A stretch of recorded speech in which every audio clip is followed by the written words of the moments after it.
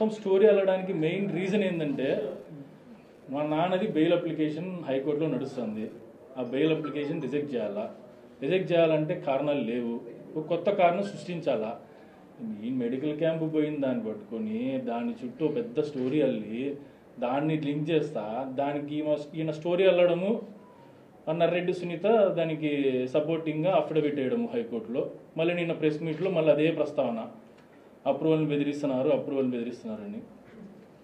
దీన్ని బట్టి క్లియర్గా అర్థమవుతుంది ఎవరు డైరెక్షన్లో ఎవరు నడుస్తున్నారు, ఇంత క్రిమినల్ మైండెడ్ ఫెలోకి ఎవరు సపోర్ట్ చేస్తున్నారు అనేది. ఈ స్టోరీలు కల్పన అనేది ఇప్పుడు జరిగింది కాదు, కేసు స్టార్ట్ అయినప్పటి నుంచి, ఆయన అప్రూవల్ స్టార్ట్ అయినప్పటి నుంచి ఈ స్టోరీలన్నీ జరుగుతూనే ఉన్నాయి. ఈ సునీత, నర్రెడ్డి సునీత, ఈ దస్తగిరి ఎంత క్లోజ్ ఫ్రెండ్స్, వాళ్ళకి ఎంత అండర్స్టాండింగ్ ఉండడానికి 100 ఎగ్జాంపుల్స్ ఉన్నాయి కేసులో. ఒకటి, దస్తగిరి డైరెక్ట్గా 2021 ఆగస్టు చివరి వారంలో డైరెక్ట్గా ఫస్ట్ సిబిఐ వాళ్ళకి చెప్పాడు, నేను మర్డర్ చేసిన, కత్తి తీసుకున్న నరికినాను, గొడ్డలు తీసుకుని నరికినాను, నాతో పాటు ఈ ముగ్గురు నరికినారు, నేను జడ్జి ముందు చెప్తా అని చెప్పి జడ్జి ముందు కూడా స్టేట్మెంట్ ఇచ్చినాడు. అప్పటి నుంచి ఆయనకు యాంటిసిపేటరీ బెయిల్ 3 నెలల తర్వాత వచ్చింది. అంతవరకు అరెస్ట్ అయ్యలే. అరెస్ట్ చేయకపోవడం ఒక సంగతి, దాన్ని సునీత క్వశ్చన్ చేయదు. మాకేం ఇబ్బంది లేదు, మా నాన్న చంపినోడు బయట హ్యాపీగా తిరుగుతున్నా మాకేం సంబంధం లేదు, ఏం ప్రాబ్లం లేదు, that fellow is my friend, ఆయన అసలు ఏం అరెస్ట్ చేయొద్దండి, ఏం అరెస్ట్ చేయాల్సిన అవసరమే లేదు అని కూడా మాట్లాడుతున్నాము. ఆ బెయిల్ అప్లికేషన్ అబ్జెక్ట్ చేయాల. ఆ తర్వాత ఏం జరిగిందంటే అప్రూవల్గా మారడం ఒకటి, అదొకటి మన ఇండియన్ జ్యుడిషియరీ చరిత్రలోనే ఫస్ట్ టైం ఇది. ఒక వ్యక్తి ఎప్పుడు అప్రూవల్గా మారుతాడు, అతనికి మనం చేసిన తప్పుకి పడి మారుతాడు. దీని సిచ్యువేషన్ ఏంటంటే ముందే ఆయన యాంటిసిపేటరీ బెయిల్కి అప్లై చేస్తాడు. యాంటిసిపేటరీ అప్రూవల్ బెయిల్కి అప్లై చేసిన వెంటనే వీళ్ళు సిబిఐ వాళ్ళు అబ్జెక్షన్ చెప్పరు బెయిల్కి, అలాగే సునీత కూడా అబ్జెక్షన్ చెప్పదు. అబ్జెక్షన్ చెప్పరు, ఆయనకి బెయిల్ వస్తుంది. బెయిల్ వచ్చిన వెంటనే ఆయన అప్రూవల్గా మార్చేస్తారు. అంటే ఇండైరెక్ట్గా వాళ్ళ ఒప్పందం అనమాట, నిన్ను యాంటిసిపేటరీ బెయిల్ ఇస్తాము, నీకు ఏం కాదు, నువ్వు బయటే ఉంటావు, నువ్వు అప్రూవల్గా మారేసి వీళ్ళందరి మీద చెప్పేసేయని. ఘోరంగా సునీత అండ్ దస్తగిరి కొల్లడ్ అవుతున్నారంటే అసలు ఎంత దారుణం అనుకోవాలి. కేసుతో నేనే తప్పు చేయలేదు అని యాంటిసిపేటరీ బెయిల్లో రాసినాడు. రాస్తే సునీత కనీసం ఇది కాదు, ఆయన ఆల్రెడీ ముందే మర్డర్ చేశాడు, ఒప్పుకున్నాడు అని ఒక్క క్వశ్చన్ కూడా అడగలేదు. ఆమె ఒక్క క్వశ్చన్ అడగలేదు. ఇంకా అప్రూవల్గా మారిన దాన్ని ఇదంతా తప్పు, మేము అప్రూవల్ మారడం it's not a correct thing అని చెప్పి మేము బెయిల్ సుప్రీంకోర్టుకి వెళ్ళి అప్లికేషన్ ఇస్తే సుప్రీంకోర్టు జడ్జి క్లియర్గా చెప్పినాడు, ఎస్ ఈ పద్ధతి కరెక్ట్ కాదు, but you are not the correct person వస్తే, కాంపిటెంట్ పర్సన్ వస్తే we will take up the case అన్నారు.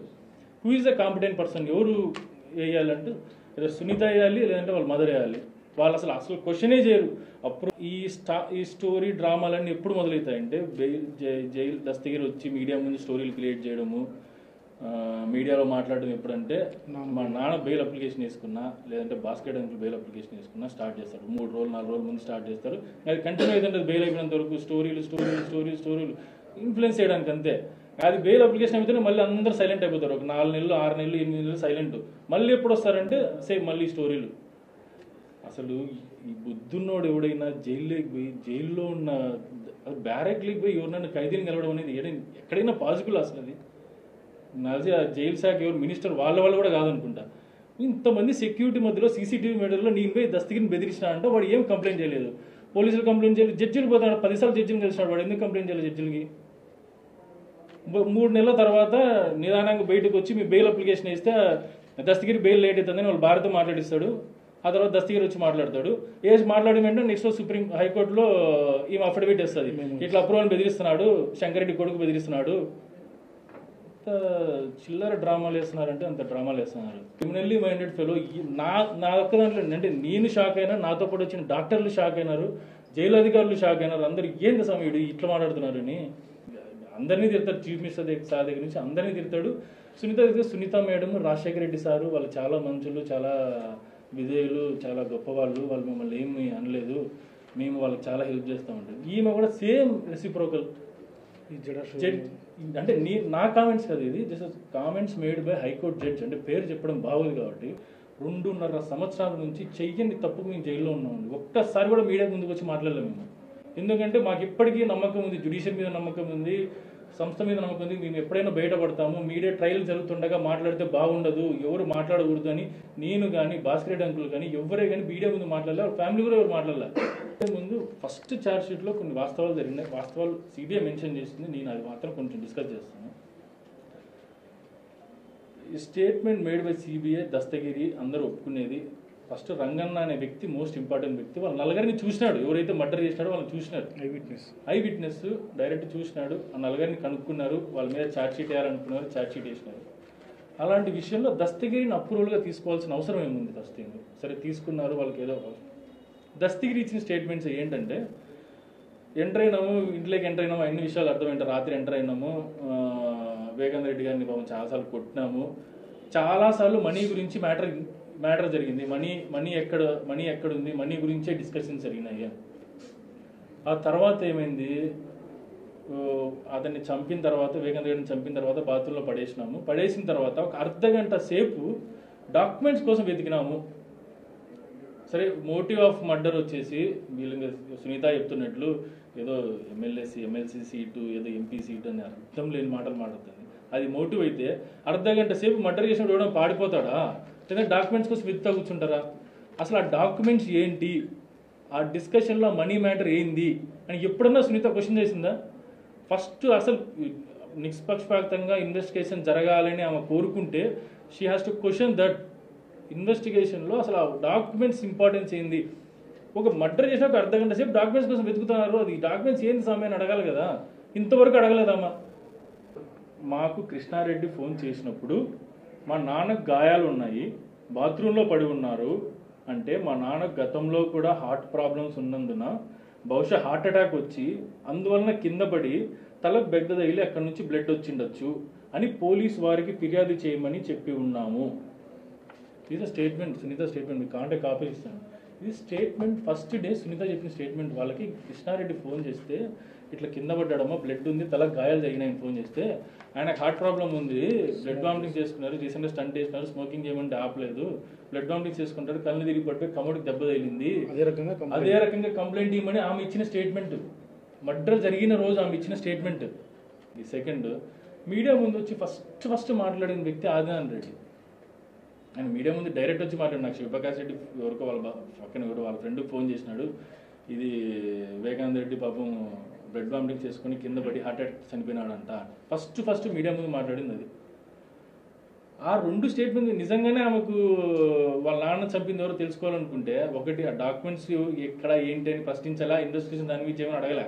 ఎంత అడిగితే ఎవరి మీదకి వస్తుందో, వాళ్ళ మీదకి వస్తుందో, ఎవరి మీదకి వస్తుందో భయం. ఆ తర్వాత ఎందుకు శివప్రకాష్ రెడ్డి ఇట్లా చెప్పినాడు, శివప్రకాష్ రెడ్డి మీద ఎందుకు ఇన్వెస్టిగేషన్ చేయలేదు, ఆయన ఎందుకు పిలవలేదు, ఆయన మాటికి ఎందుకు పిలవలేదు, ఆయన ఛార్జ్ షీట్లో ఎందుకు ఇంక్లూడ్ చేయలేదు, ఫస్ట్ సెకండ్ ఫైనల్ ఛార్జ్ షీట్లో ఎందుకు ఇంక్లూడ్ చేయలేదు, ఆ క్వశ్చన్లు అడగాలి కదా, ఎందుకు అడగలేదు?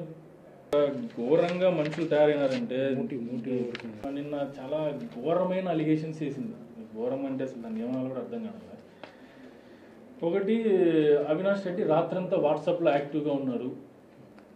ఏంది అసలు వాట్సాప్ యాక్టివ్ అంటే ఏంది? ఎవడో మెసేజ్ రాత్రి పంపించినా కూడా వాట్సాప్ యాక్టివ్లో ఉంటుంది. Is an MP, Kadapa MP అంటే నార్మల్ ఎంపీలా కాదు. ఆయనకు 100 గ్రూపులు ఉంటాయి, 100 మంది ఉంటారు. రాత్రి 11 వరకు మెసేజ్ పంపిస్తుంటారు, 2 వరకు మెసేజ్ పంపిస్తుంటారు, పొద్దున్న 3 o'clock నుంచి నాకు కూడా మెసేజ్ వస్తుంటాయి, ఈ రోజు ఇది అది ఇది అని మెసేజ్ పంపిస్తుంటాయి. 100 గ్రూపుల్లో 100 మెసేజ్ వచ్చిన ప్రతిసారి వాట్సాప్లో యాక్టివ్ ఉన్నాడు. ఆయన మర్డర్ చేసినాడు, రాత్రంతా యాక్టివ్ ఉన్నాడు. ఆ రోజు రాత్రి ఎందుకు చూస్తున్నారు? రాత్రి 10 రోజుల ముందు కంటిన్యూస్గా చూడండి, 10 రోజుల ముందు యాక్టివ్ ఉన్నాడు లేదా, 1 నెల ముందు యాక్టివ్ ఉన్నాడు. ఎలక్షన్ టైంలో మెసేజ్ రాక ఏమొస్తాయి ఆయనకి? దాని నుంచి మెసేజ్లు అంతా వాట్సాప్లో యాక్టివ్గా ఉన్నాడు. సో ఆయన ఆ నైట్ అంతా మేలుకోలేదు, యాక్టివ్గా చూస్తున్నాడు అని చెప్పి ఎంత ఘోరంగా అబద్ధాలు చెప్తున్నారు, ఎంత ఘోరంగా మనిషి. ఇంకోటి అంటే నాన్న అవినాష్ రెడ్డి చాలాసార్లు మాట్లాడుతున్నారు మర్డర్ జరిగిన ముందు రోజు, మర్డర్ జరిగిన తర్వాత రోజు. అంటే 2009లో అవినాష్ గారు రాజకీయాల్లోకి వచ్చినప్పటి నుంచి ఒక్క రోజు కాకుండా ప్రతిరోజు మా నాన్న అవినాష్ రెడ్డి మాట్లాడుకుంటారు. దాంట్లో తప్పేముంది? ఇద్దరు పొలిటికల్ యాక్టివిస్ట్, ఇద్దరు ఒకే పార్టీ కోసం కష్టపడుతున్నారు, ఫోన్లో మాట్లాడుకుంటారు ఏం చేయాలనేది. ఎలక్షన్ టైం కాబట్టి ఇంకెక్కువ సార్లు మాట్లాడుకుంటారు.